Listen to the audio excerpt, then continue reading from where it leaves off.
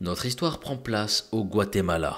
Denis Esperanza Surecio est né en 1999. On sait peu de choses sur sa vie, mais on sait que Denise va perdre sa mère assez tôt. Celle-ci malheureusement aurait perdu la vie suite à des violences conjugales. Pour ce qui est de son père, nous n'avons pas plus de renseignements. Denise est élevée par une grande-tante qui a deux filles plus âgées. La jeune fille passe une enfance bien entourée. Elle est proche de ses cousines qu'elle considère davantage comme des sœurs. Sa grande-tante ne fait aucune différence entre elles. La jeune fille vit une existence normale, à peu de choses près. Elle tombe enceinte et donne naissance à une petite fille à tout juste 18 ans. D'ailleurs, petit aparté, qu'est-ce que vous en pensez de tomber enceinte aussi jeune à l'âge de 18 ans? Est-ce qu'il y a des mères de famille qui m'écoutent qui ont déjà été dans ce cas et comment elles ont vécu tout ça? Si c'est le cas, si vous avez vécu ça, n'hésitez pas à partager votre expérience dans les commentaires, je suis curieux. Comme je le disais, elle tombe enceinte et donne naissance à une petite fille à tout juste 18 ans.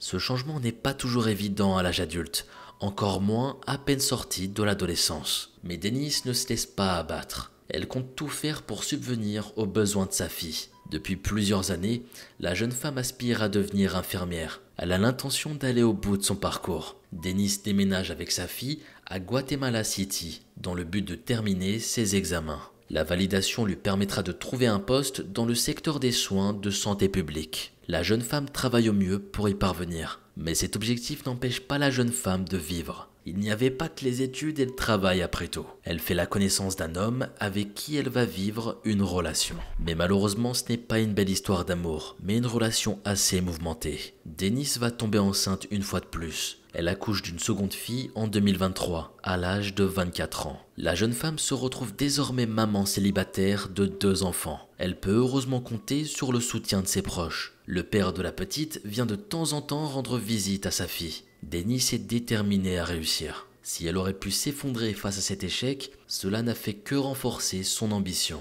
Elle a désormais 2 filles qui comptent sur elle pour vivre. Pour ce faire, la jeune femme trouve un nouveau logement au sein d'une résidence sécurisée. Ce n'est qu'une modeste chambre, mais qu'importe.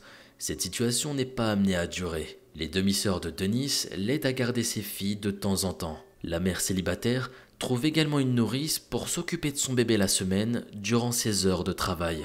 Denis s'est trouvé un emploi et remplit ses obligations de parent. Durant la nuit du 30 juin 2024, les habitants d'une résidence de quartier de Rivera del Rio perçoivent des pleurs d'enfants. Ce n'était pas habituel, plusieurs familles vivaient ici. Cependant, les sanglots persistaient de plus en plus. Aucun parent ne semble s'occuper de cet enfant. Plusieurs voisins cherchent à savoir d'où proviennent les pleurs. Ils viennent de derrière la porte du petit appartement loué par Denis Sulecio. La jeune femme est maman célibataire de 2 enfants, dont une petite fille de 7 mois. Plusieurs personnes tentent de savoir si Denis va bien, venant frapper tour à tour à la porte. Mais l'entrée reste fermée. Pire encore, aucun bruit que les pleurs du bébé traversent la porte. Alors que les premières heures du jour arrivent, rien n'a changé. La jeune maman n'a toujours pas donné de signe de vie. Un des voisins prend les choses en main et contacte les autorités locales vers 6h30 du matin. La police prend ce signalement au sérieux et des agents de police sont envoyés sur place. Ils sont accompagnés par des pompiers. Compte tenu de la nature urgente de la situation, la porte de l'appartement est enfoncée. Lorsque les pompiers rentrent dans l'habitation, ils sentaient que quelque chose de bizarre s'était produit. La pièce principale était en désordre. Le corps de la jeune femme baigne dans son sang, à côté des jouets de son bébé. Il n'y a malheureusement plus rien à faire pour sauver Denis, et vous allez comprendre pourquoi. La jeune femme de 25 ans est décédée. Petit aparté parce que je dois vous le dire, il y a peut-être des scènes choquantes qui vont suivre, donc faites attention à vous mes amis si vous êtes sensibles. Les agents se rendent compte de la brutalité du crime, rien qu'en s'approchant du corps. La victime a été décapitée et comble de l'horreur, la tête est manquante. Le haut de sa tenue est révélé.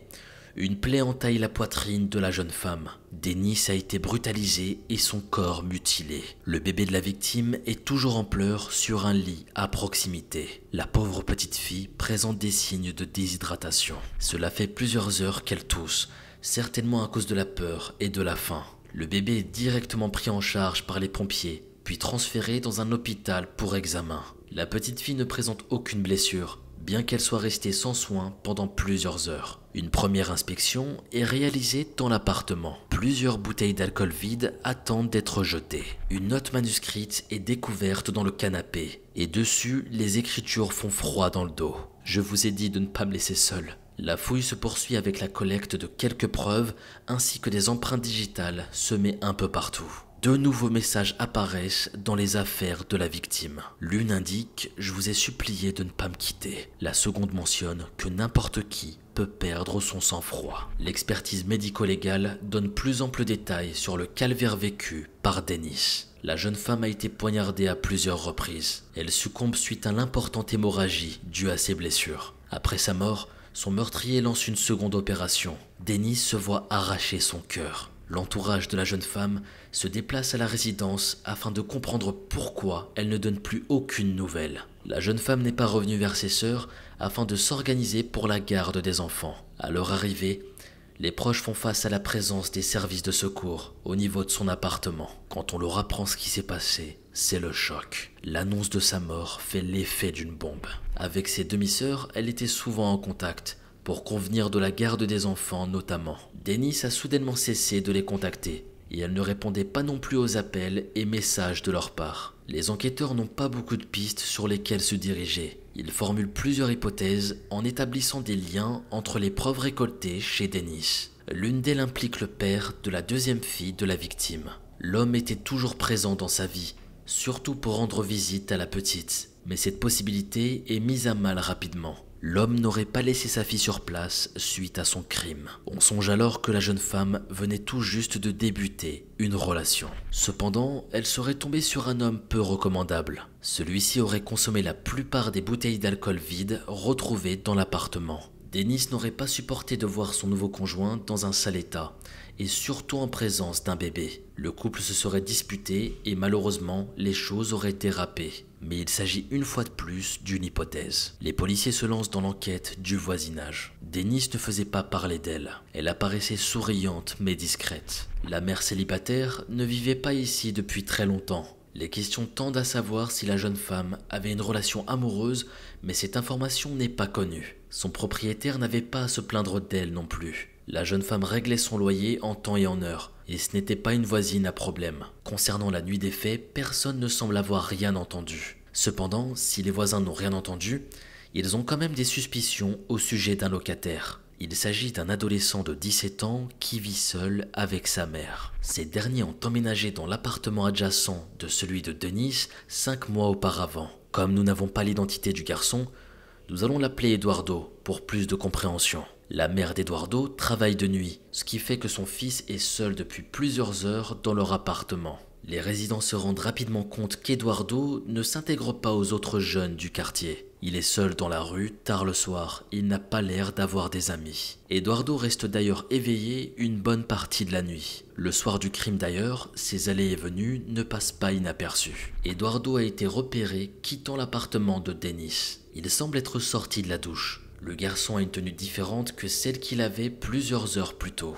Il a également un sac à dos noir sur ses épaules. Et le plus troublant reste à suivre. Eduardo escalade le mur d'enceinte sur les coups de 23 heures pour quitter la résidence. L'adolescent n'a pas refait sur place depuis. Les enquêteurs se disent qu'il y a une piste à creuser du côté d'Eduardo. Les premières découvertes sont très intéressantes. L'adolescent serait affilié à une organisation criminelle aux activités diverses. On parle de trafic de substances, extorsion, contrebande d'armes, mais également de meurtre. Eduardo apparaît comme un adolescent dangereux. Et une rumeur commence à circuler. Il semblerait que Dennis et Eduardo aient entretenu une relation. L'entourage de la jeune femme va démentir fermement cette hypothèse. Dennis ne se serait jamais lancé dans une histoire avec un adolescent. La mère célibataire était très occupée. Elle avait des responsabilités à 1000 lieues du quotidien d'Eduardo. Puis rien ne laissait entendre qu'elle lui portait de l'intérêt. La réalité semble tout autre.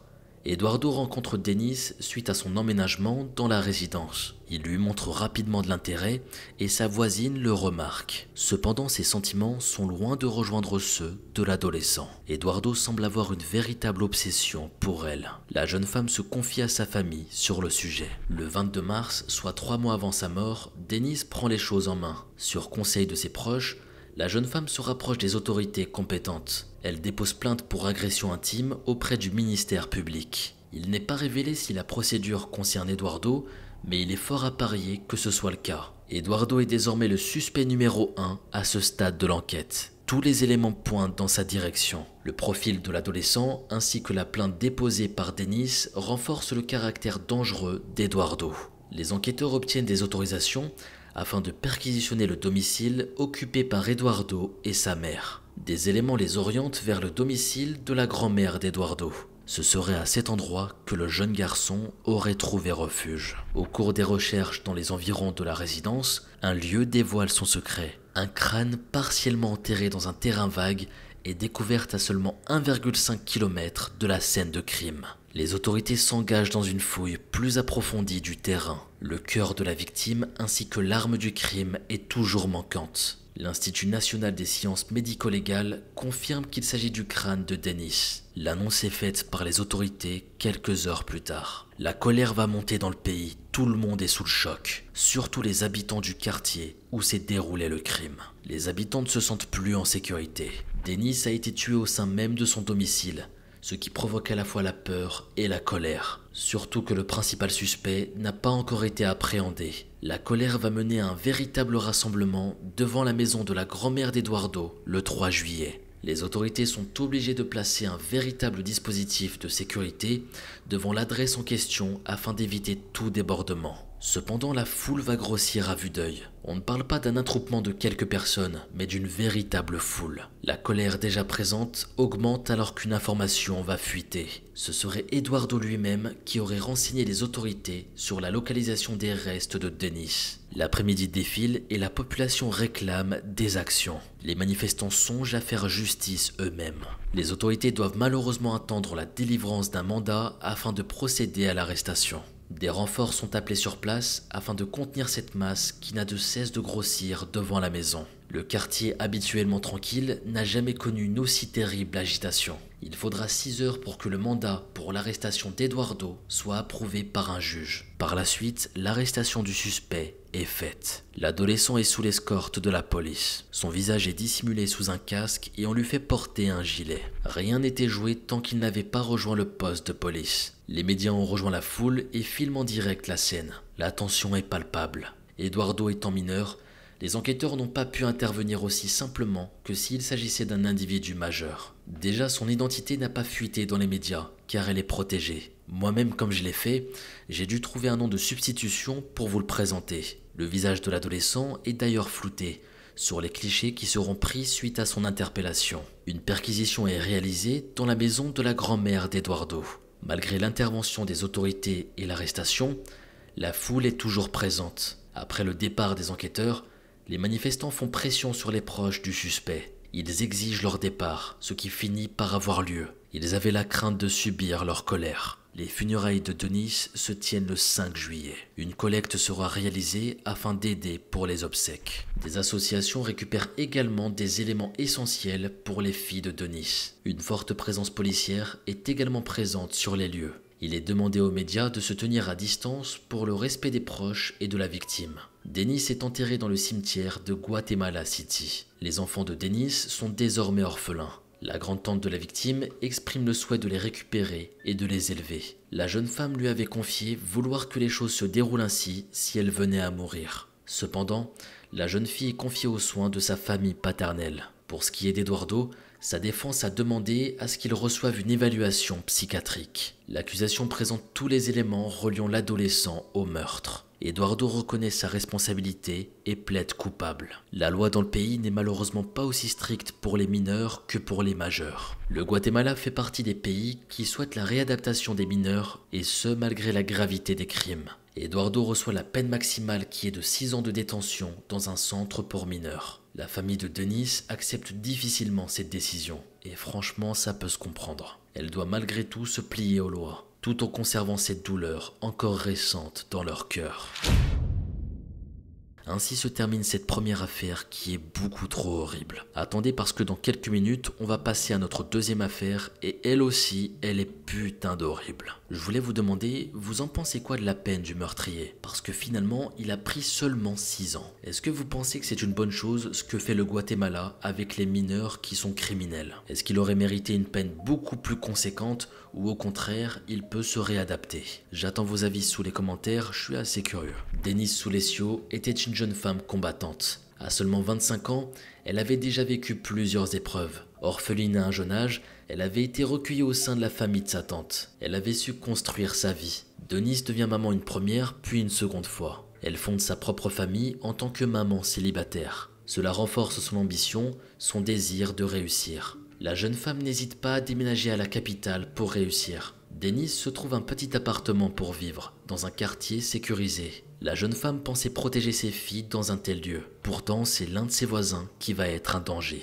La jeune femme sera attaquée au sein même de son domicile, alors que l'une de ses filles était présente. Le responsable, un adolescent de 17 ans, est interpellé dans les jours suivants. Il était obsédé par sa voisine depuis plusieurs mois, situation qui était très stressante pour cette dernière. Denise n'aurait jamais cru que sa vie était en danger. L'accusé sera condamné à quelques années de prison seulement. Ici, je peux pas m'empêcher de penser aux proches de Denise, et plus particulièrement ses filles. Un individu leur a arraché leur mère, alors qu'elles avaient besoin d'elle. On aurait pu se réconforter dans le fait qu'il va pourrir en prison jusqu'à la fin de sa vie, mais c'est pas le cas. Le fait qu'il soit mineur lui permet cette forme d'indulgence difficilement acceptable pour ceux qui restent. Merci d'avoir écouté cette première affaire, maintenant on passe directement à la deuxième.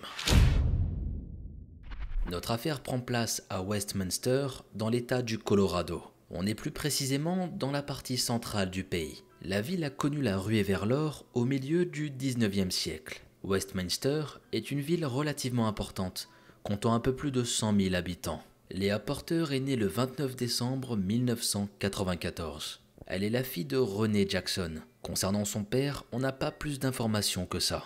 Je vais donc partir du principe qu'il n'est pas ou plus présent dans sa vie. Par contre, elle a un frère aîné qui s'appelle Max. Léa grandit dans la ville de Cotopaxi. Max et Léa sont très proches l'un de l'autre. Ils se considèrent comme les meilleurs amis du monde.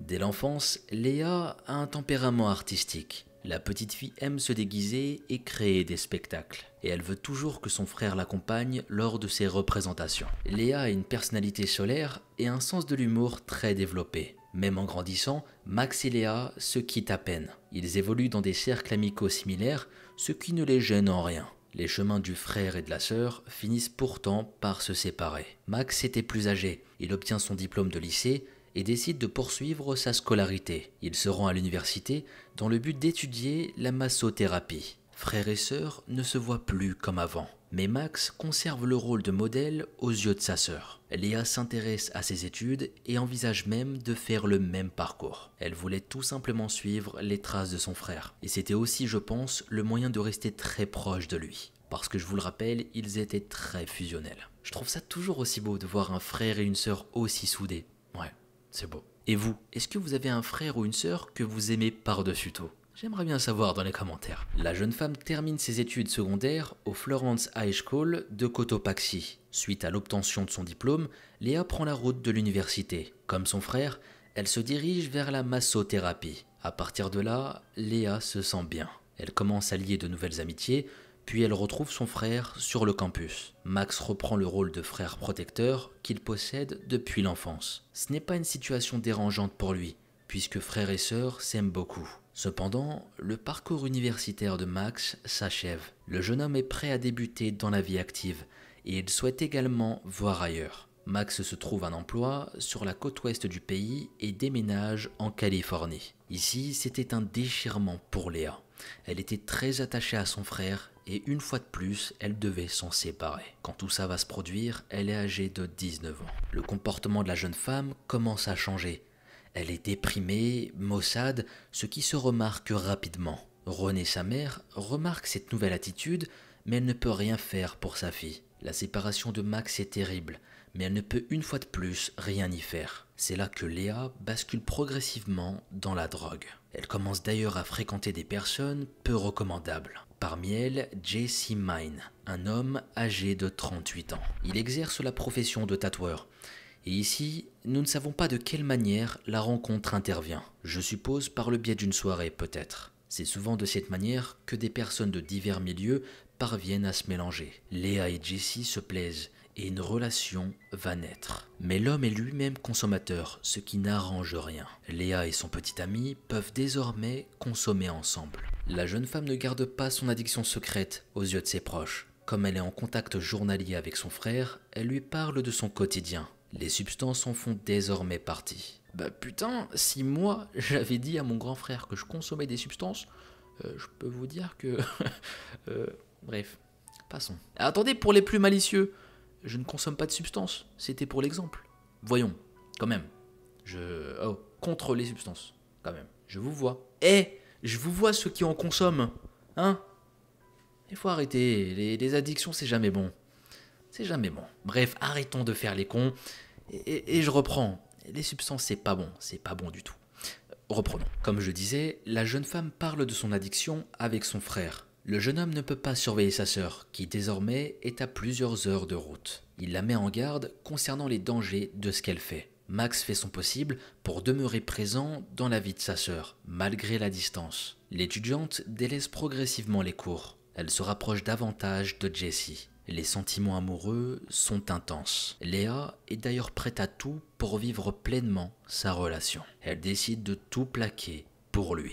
La jeune femme prend la décision d'abandonner ses études, mais pas seulement. Jesse et elle emménagent ensemble dans un appartement à Denver. Ce choix ne fait pas l'unanimité auprès de ses proches. René, la maman et Max font part de leur inquiétude, sans que cela ne soit un grand succès aux yeux de Léa. Max est désemparé, il ne peut rien faire pour empêcher sa sœur. Léa a désormais plus de liberté pour consommer des substances. Le jeune homme a beau tenter de raisonner sa sœur, rien n'y fait. Ici, il faut se le dire, c'est hyper triste. Quand tu as un membre de ta famille que tu aimes par-dessus tout qui sombre de la sorte, ça fait de la peine. T'as beau lui dire ça, fais attention, fais pas ça, ça sert à rien. Si la personne ne veut pas changer de elle-même, elle ne changera pas. On imagine à quel point ça devait être difficile pour son frère de la voir comme ça. Il a dû faire tout son possible pour aider sa sœur. Mais avec la présence de Jesse à ses côtés, cela relève de l'impossible. Léa est en couple et vit avec un homme qui a près de 20 ans de plus qu'elle. Son comportement a radicalement changé depuis le départ de Max. La relation avec son frère n'est plus celle qu'elle avait connue. Max n'est pas le seul à voir Léa sombrer. Elle a quelques amis qui sont attristés et impuissants face à la situation.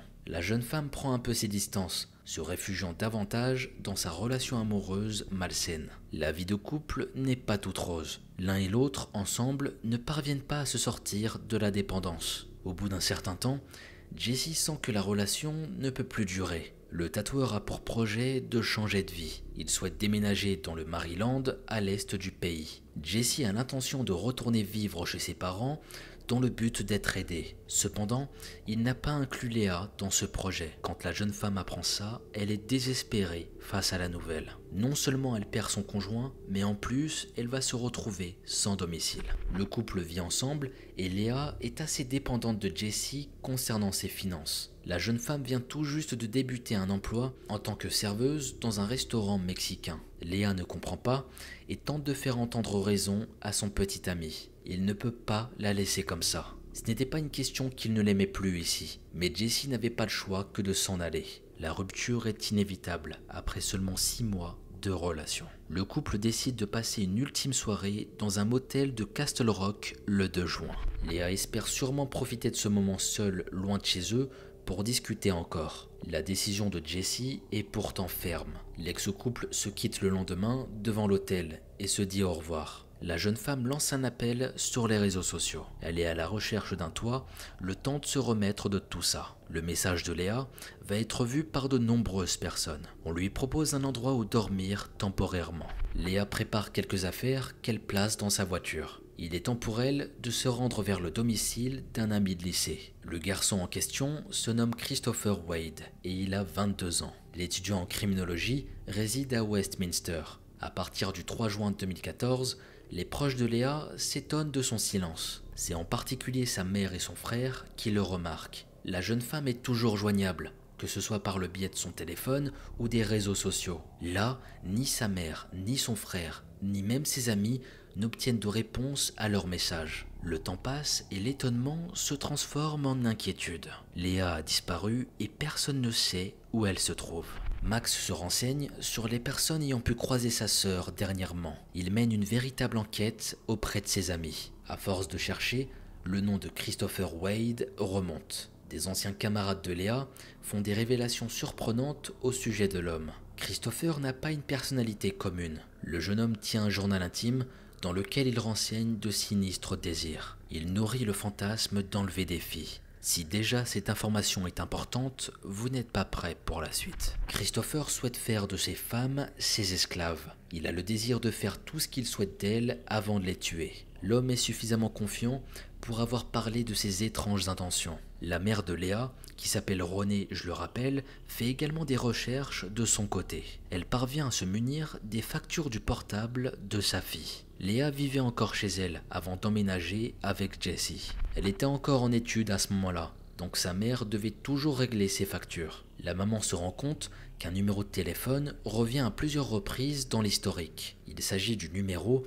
de Christopher Wade, un ami de Léa. La mère de Léa appelle le jeune homme afin de savoir s'il sait où se trouve Léa. Elle sait que l'homme est probablement la dernière personne à l'avoir vu. Christopher le confirme. Cependant, il déclare que Léa est partie tard dans la nuit. Elle a reçu un message et une camionnette blanche l'a récupérée devant chez lui. Renée se méfie de l'individu. Elle ne connaît pas vraiment Christopher. La mère de Léa sait que sa fille a fait sa connaissance au lycée. Une amitié naît, mais Christopher espère certainement davantage. Renée et Max ont observé les messages du jeune homme sous les publications Facebook de Léa. Christopher ne ressemble pas aux autres amis de Léa. Il se montre très présent dans sa vie. Léa ne semble pas remarquer que son ami espère une évolution dans leur relation. La police est prévenue par Renée la maman et son fils. Tous les deux ont l'intuition qu'il est arrivé quelque chose à Léa. À force de chercher, ils en sont venus à la même conclusion. Christopher est très louche dans cette histoire. Il est la dernière personne de son entourage à l'avoir vu. Il est nécessaire de l'interroger rapidement. La police entend l'inquiétude de la famille de la disparue. Des agents sont envoyés au domicile de Christopher Wade afin de lui poser quelques questions. Christopher est entendu par la police. Le jeune homme a bien reçu la visite de son ami le 3 juin. Il révèle des informations supplémentaires, éléments qu'il n'a pas transmis à Renée. Les deux amis se sont rendus au marché de Boston pour s'acheter à manger. Ils rentrent ensuite chez Christopher et passent le temps à jouer à des jeux vidéo. Léa reçoit finalement le message qui provoque son départ. Elle va partir sur les coups de 23 heures. Christopher la voit monter dans un camion de couleur claire juste devant chez lui. Suite à tout ce qu'il va raconter, les enquêteurs sont perplexes face à ses explications. Ils ne comprennent pas pourquoi Léa serait montée dans un autre véhicule que le sien. Pourtant, les agents n'ont pour le moment aucune raison de douter de la parole du témoin. Le jeune homme répond aux questions et se montre coopératif. Et il a l'air inquiet aussi concernant la disparue. Christopher poste régulièrement des messages sur Facebook la concernant. Il souhaite aussi qu'elle soit retrouvée. En faisant le tour du secteur, les agents de police identifient le véhicule de la disparue. Il est garé sur un parking de Federal Boulevard. Il n'a pas bougé depuis le 3 juin. Le coffre renferme de nombreuses affaires en rapport avec l'université. Il n'y a cependant aucune trace de son téléphone ou de ses papiers d'identité. Aucune trace ADN ne révèle quoi que ce soit. Le véhicule a été laissé à l'abandon. Le premier cercle de la jeune femme est interrogé. La mère, le frère et les amis de Léa témoignent tous. Max et sa mère ont tenté de joindre Léa à plusieurs reprises, mais elle ne donne aucun signe de vie. Jessie, le petit ami, voire même l'ex-petit ami de Léa, est entendu à son tour. Il révèle aux enquêteurs que le couple venait tout juste de rompre. Le trentenaire ne s'est pas étonné de ne recevoir aucune de ses nouvelles. Toutefois, il a trouvé étrange qu'elle demeure silencieuse. Jessie a su que Léa ne s'était plus manifestée depuis 1 ou 2 jours, par le biais de son frère. Max, faisant le tour de ses proches de sa sœur, s'est naturellement tourné vers Jessie. Le frère de Léa lui demande où se trouve la jeune femme. Jessie est incapable de répondre et il comprend directement que ce n'était pas normal.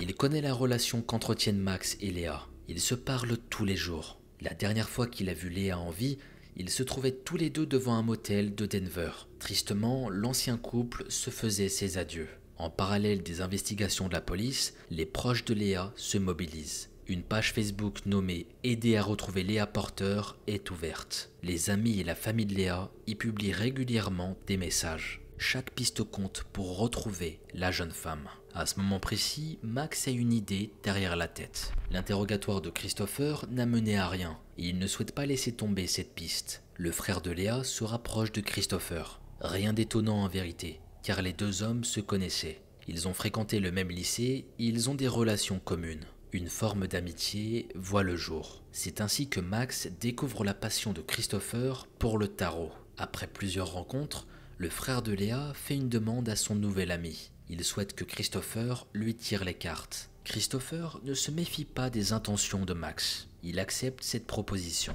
Max, un ami et Christopher se retrouvent à cette occasion. Au cours de la soirée, Christopher se laisse aller à quelques confidences. Le jeune homme ne l'a pas dit à la police, mais Léa et lui ont eu des relations intimes le 3 juin. Cela s'est passé juste après être rentré du marché de Boston. Après ça, Léa lui a demandé de l'argent pour s'acheter des substances. Christopher refuse, ce qui provoque la colère de son ami. Elle a alors saisi un couteau et menacé Christopher avec. En tentant de se défendre, il a malencontreusement étranglé Léa. Christopher pensait que son amie était seulement inconsciente, mais Léa n'est jamais revenue à elle suite à son geste. Quand il entend ça, Max est hors de lui. À ce moment-là, cela fait 9 jours que Léa a disparu et que tout le monde la cherche. Le jeune homme vient enfin d'apprendre ce qui s'est passé. Sa sœur a été tuée. Max se jette sur Christopher et lui colle plusieurs coups de poing. C'est son ami qui est obligé de séparer les deux individus. Après son acte violent, le frère de Léa révèle avoir enregistré les aveux. Christopher assure qu'il va aller se dénoncer, mais son ami ne le croit pas. Max contacte le 911 afin que le meurtrier se dénonce directement. Il voulait être présent pour l'entendre. Christopher, au pied du mur, ne peut qu'admettre avoir commis un meurtre à l'opérateur du 911. J'ai pu lire que c'était Jessie, l'ex-petite amie de Léa, qui a accompagné Max. L'ami de Max pourrait donc être Jessie, et pas une personne extérieure qu'on ne connaît pas. L'opérateur fait la transmission de l'appel à la centrale de police. Une voiture de patrouille débarque sur les lieux. Christopher est conduit au poste de police pour un interrogatoire. C'est ici qu'il exprime pour la 3e fois avoir tué Léa. Suite à ses aveux, l'homme est mis en état d'arrestation. Ce que les proches ne savent pas, c'est que la police a enquêté sur Christopher suite à son premier témoignage. Suite à l'obtention de son diplôme de lycée, Christopher entre dans l'armée, mais le jeune homme est renvoyé pour un motif assez troublant. Il a parlé avec des psychiatres de l'armée. Pendant ses confidences, Christopher révèle s'être introduit chez une fille alors qu'il était au lycée. Il souhaitait agresser sexuellement cette fille avant de la tuer. Cependant, il ne sait pas qu'une autre personne se trouve dans la maison. Christopher s'enfuit de suite en le découvrant. Christopher raconte aux enquêteurs ce qui se serait passé le jour de la disparition de Léa. La jeune femme serait venue chez lui dans le but de lui demander de l'argent. Léa, voyant qu'elle n'obtient rien de la part de son ami, devient menaçante. Elle l'attaque avec un couteau au sein de son appartement. Christopher se défend. Alors qu'il tente de l'arrêter dans son geste, il étrangle son ami. Mais il va trop loin et la jeune femme s'effondre. Christopher l'a étranglée à mort. Il se rend compte de son geste et se met directement en tête de faire disparaître le corps. L'homme place le corps de sa victime dans un sac de sport. Il peut ainsi le déplacer sans se faire remarquer. Christopher ne va pas très loin pour se débarrasser de Léa. Il jette le sac dans une benne à ordures non loin de chez lui. Les policiers remettent en cause cette seconde histoire. Léa n'avait aucune raison de s'en prendre à son ami. Christopher lui avait proposé de l'héberger. L'histoire de la légitime défense ne semble pas tenir la route non plus. Christopher avait la possibilité de la maîtriser sans aller jusqu'à la tuer. La jeune femme est un petit gabarit. Elle ne pèse que 45 kilos, tout au plus. Les autorités ont bien du mal à croire le récit de Christopher. Ils lui demandent pour quelle raison il n'a pas contacté directement la police. Le jeune homme avait également d'autres possibilités pour se tirer de cette situation. D'après son récit, il n'a pas tenté de retirer son couteau ou de la projeter vers son lit. Cela lui aurait permis de quitter sa chambre et même la maison pour sauver sa vie. Christopher n'avait pas besoin de tuer Léa. Le suspect se contente de répondre la chose suivante. 20 sur 20. Je reconnais que c'est ce que j'aurais dû faire. On lui demande pourquoi il s'est décidé à avouer sa culpabilité que maintenant. Christopher déclare qu'il s'est fié aux cartes de tarot. Les cartes me disaient que ma culpabilité me détruirait, à moins que je ne la laisse sortir. Cette phrase est assez neutre, et je me demande si Christopher se rend compte de ce qu'il vient de dire. Il n'a pas vraiment de remords concernant son geste. Il admet juste qu'il existait d'autres possibilités. Les enquêteurs lancent un important dispositif de recherche afin de retrouver Léa. L'identification du container les mène à s'intéresser à la décharge de Commerce City. La ville se situe à 12 km de Westminster. Après une fouille de 45 jours, des vêtements et le téléphone portable de Léa sont retrouvés. Malgré tous les efforts fournis, aucun élément n'a permis de retrouver le corps de la disparue. Sans le corps de Léa, l'instruction risque d'être un peu plus compliquée. La fouille de la maison du suspect se révèle fructueuse. Des preuves sont récoltées pour analyse, comme l'ordinateur de Christopher. Un sac de sport renferme des sous-vêtements féminins. Le suspect n'a pas de petit ami connu. Après vérification, les sous-vêtements ne peuvent qu'appartenir à la jeune femme disparue. Ils ne sont pas à sa taille, étant beaucoup trop grands. L'homme a fait le ménage avec de l'eau de javel, mais il n'a pas fait tout disparaître. Des taches de sang sont repérées sur le sol, dont une très importante sur le matelas de sa chambre. Son ami Jesse espère également la revoir un jour en vie. L'homme s'entretient avec le média CBS4 au sujet de Léa dans le mois de sa disparition. Il ne souhaite pas montrer son visage ni qu'on donne son identité au complet. Jesse déclare que sa vie est devenue terriblement sombre depuis que Léa a disparu. À ses yeux, la jeune femme était un rayon de soleil. Il la décrit comme une personne drôle, intelligente et magnifique. Elle était sur le point d'aller quelque part dans la vie. Elle avait tout pour elle. Le suspect est passionné de tarot et passe beaucoup de temps à tirer les cartes. D'ailleurs, ce sont les cartes qui l'ont poussé à avouer le meurtre de Léa face à Max. Il ne supporte plus la situation et sent qu'il est également temps de se décharger. Il aurait également pu décider de mettre fin à sa vie, mais il prétend que l'esprit de Léa l'aurait empêché de commettre un tel acte. Son passé scolaire interroge les enquêteurs. Christopher a suivi des cours de criminologie, ce qui aurait pu l'aider à commettre son crime. Un de ses professeurs se serait exprimé à ce sujet. Il aurait supposé que son propre cours aurait permis à Christopher de modifier la scène de crime. Le 25 septembre 2015, Christopher accepte un accord de plaidoyer dans le cadre de l'affaire. Il reconnaît être responsable de la disparition et de la mort de Léa. Cela va à l'encontre de la volonté des proches de la victime. Renée, la mère de Léa, s'exprime devant le juge présidant l'audience. Elle décrit le plaidoyer de messages terribles pour nous et pour la collectivité, en minimisant l'acte de meurtre prémédité. Un accord de plaidoyer est en effet le moyen pour l'accusé de bénéficier d'une peine plus clémente. La procédure judiciaire est simplifiée. Le procès est en quelque sorte joué d'avance. La mort de Léa est qualifiée de meurtre au second degré. Je vous pose la question ici. Est-ce que pour vous c'est un meurtre au second degré ou au premier degré ? J'aimerais bien avoir votre avis. J'avoue que moi, quand j'ai entendu ça, j'étais un peu perplexe. Je me dis que c'est peut-être un peu trop facile de dire que c'est un meurtre au second degré. Je sais pas, ça fait vraiment réfléchir, je trouve. Il y a aussi une accusation d'exploitation sexuelle à l'encontre d'enfants qui est également portée au dossier. Lors de la fouille de son ordinateur, les enquêteurs sont effectivement tombés sur des éléments intéressants. Ceux-ci n'avaient pourtant rien à voir avec Léa, à proprement parler. Il s'agissait d'images à caractère intime impliquant des enfants. Cet homme avait de nombreux vices. Il tue une amie qui a confiance en lui et il garde des horreurs dans son ordinateur. Ici, je n'imagine pas la tête des enquêteurs. Ils viennent pour un meurtrier et il se révèle être aussi un pervers. C'est dégoûtant. Les procureurs du comté d'Adams acceptent d'abandonner les accusations de meurtre au premier degré et de falsification de témoins. La porte-parole du bureau du procureur, Sue Lindsay, fait une déclaration. L'accusé accepte une peine de prison de 48 ans. Christopher Wade est condamné pour le meurtre de Léa Porter le 6 novembre 2015. La sentence prévue dans l'accord est prononcée. Les affaires de Léa retrouvées dans la décharge ont permis à la justice de prononcer en quelque sorte son décès. D'autres éléments laissent peu de place au doute. La carte bancaire, le portable ainsi que les réseaux sociaux de Léa n'ont pas été activés après le 3 juin 2014. Christopher purge aujourd'hui sa peine au Limon Correctional Facility dans le comté de Lincoln au Colorado. Il pourra faire une demande de libération conditionnelle en 2048. Il aura alors purgé les 2/3 de sa peine. 10 ans après les faits, le mystère demeure toujours quant à la localisation de Léa. Sa mère Renée n'a eu de cesse de chercher son corps sur les routes du Colorado. Je ne peux tout simplement pas accepter le fait que je ne sais pas où se trouve ma fille. Je ne peux pas vivre avec ça. Renée poursuit sa quête en consultant des médiums. Elle fait également appel à des bénévoles pour l'aider à quadriller certaines zones. La page Facebook Aidez-nous à retrouver Léa Porter est toujours existante, bien qu'elle ne soit plus autant active. Le dernier message date d'août 2023. La description est simple. Elle déclare que Léa a malheureusement perdu la vie de la main de son ami de lycée le 3 juin 2014. Nous nous retrouvons pour la fin de cette première affaire. Cette histoire est tout simplement choquante. Et il faut le dire, elle est d'une tristesse énorme.